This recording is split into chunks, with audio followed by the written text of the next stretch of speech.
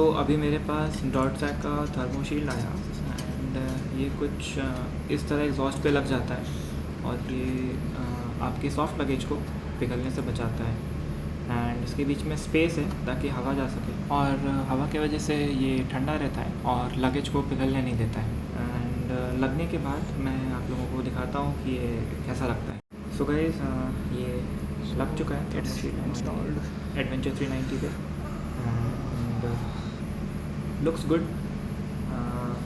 I hope ये luggage को मेरा बचाएगा जो कि वाइडर रखा सैडल बैग से एंड अगर आप देखें ऊपर से तो जब सैडल बैग रहेगा तो ये एग्जॉस्ट पे टच नहीं करने देगा जिसकी वजह से जो बेस है सैडल का वो पिघलेगा नहीं एंड ऑल्सो ये आपका जब आप when you are with the pillion तो ये जलने नहीं देता है आपके पैर को। So it's a very good thing.